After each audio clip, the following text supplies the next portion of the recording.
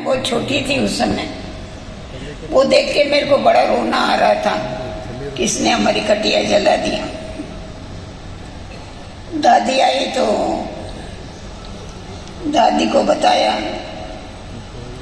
कमला ने बताया दादी ऐसे ऐसी वो खटिया जला दिया। दादी तो शांति से सुन रही थी और मेरे को रोना आ रहा था। दादी ने कहा तुम क्यों रोती है, खटिया जलाई, तेरे को थोड़े जलाया जो तू रो रही है। तो दादी बहुत प्रेम से समझाती थी कैसा सामना करने का। दादी में ये बड़ी ट्रिक थी। वो इतना टेढ़ा चलता था तो भी दादी उसके साथ बहुत रिस्पेक्ट और प्यार से चलती। दादी ने कभी भी उसको शब्दों से भी दुखाया नहीं। काफी समय पर ऐसा उसके साथ रहना हुआ। फिर उसके बाद जब भी दूसरा मकान मिला तभी वो छोड़ करके ही गए हम। तो हमने देखा कि इतना धीरज और इतनी सहन शक्ति तो कोई साधारण व्यक्ति में नहीं होती है। वैसे दादी को तबीयतों की भी, हेल्थ की भी बहुत प्रॉब्लम्स होती थी बीच बीच में, परंतु दादी कभी भी केयर नहीं करती। सारा समय दादी बिजी रहती थी सेवा में और बिजी रहने के कारण औरों को भी बिजी करती रहती थी। तो बाबा तो ज्ञान का सागर है, ज्ञान को हमेशा प्रकाश कहा जाता है। तो ज्ञान प्रकाश तो हम बच्चों को देता है, कर्म अकर्म विक्रम की गति समझाता है, जन्म देता है, परंतु माँ जो होती है वो बच्चों को चलना सिखाती है। तो दादी ने हमारे को, क्योंकि नहीं होने के कारण ईश्वरीय जीवन क्या होता है ये हमको मालूम नहीं था, तो ईश्वरीय जीवन में कैसे चलना है, ईश्वरीय जीवन का कैसा आनंद लेना है, अपना समय और श्वास कैसा सफल करना है, ये प्रैक्टिकल में सिखाया। कोई भी डिफिकल्टी हो गई तो उसका कैसा मुकाबला करना है, ये सिखाने से, बोलने से नहीं सीखते हैं।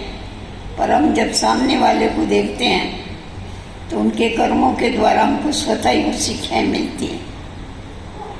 तो इसीलिए दादी का जो भी कर्म था वो ज्ञान युक्त और योग युक्त होता था। और मैं देखती थी दादी को शुरू से लेकर के ही ज्ञान का मंथन करने की बहुत टेव थी। क्लास पूरा होता था तो दादी एकांत में एक कोने में बैठ जाती थी। तो और तो दूसरी बहनें इतना ये नहीं करती थी, वो अपने काम में बिजी हो जाती। मैं छोटी थी, मेरे को ऐसा लगता था दादी इधर क्या कर रही, तो मैं दादी आप इधर क्या कर रहे हैं, तो दादी बोले मैं अपने को कुटती हूँ। मैं बोला कुटती, कुछ हाथ में तो दिखाई नहीं पड़ता है।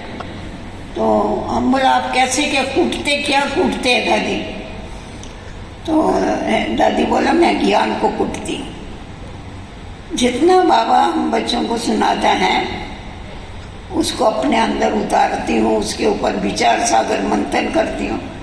हम कहते थे दादी हमको भी कुटना सिखाओ ना, ये कैसा कुटने का है।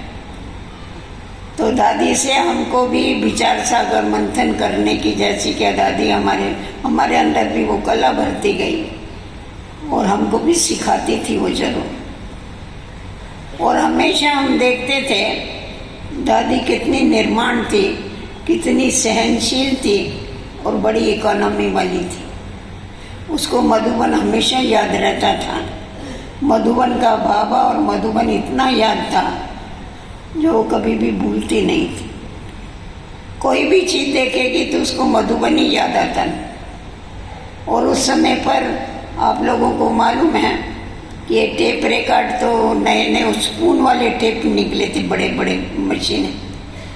तो बाबा की मुरली आती थी उसमें, फिर बीच में रखते थे, थोड़े ही लोग होते थे, बीच में रखते थे, चारों तरफ बैठते थे और बैठ के हम लोग मुरली सुनते थे बाबा।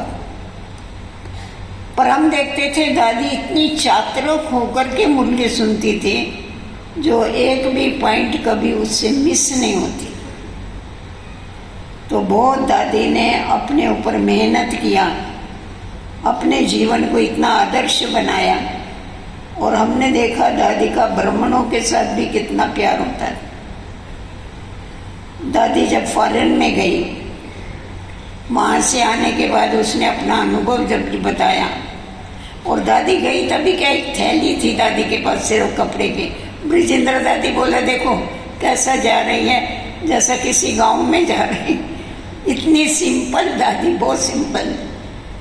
तो फिर आने के बाद उसने अपना अनुभव बताया, तो ब्रिजेंद्र दादी को बता रही थी वहाँ पिज़्ज़ा होता है, तभी यहाँ तो भारत में इतना पिज़्ज़े का फैशन नहीं था, वहाँ पिज़्ज़ा होता है। तो ब्रिजेंद्र दादी ने कहा पिज़्ज़ा क्या होता है।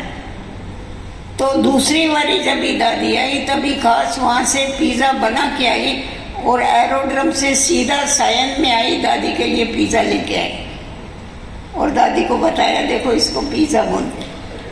तो कितना मतलब आपसी स्नेह और प्यार था, ये उनके कर्मों से मालूम पड़ता था, सीखने को मिलता था कि हमारा आपसी कितना प्यार होना चाहिए, स्नेह होना चाहिए। क्योंकि हम इतने 5000 बरस के बाद मिलते आपस में भाई बहनें, तो हमारा बहुत ही स्नेह होना चाहिए। तो दादी के तो इतने गुण हैं जितना वर्णन करें उतना कम है।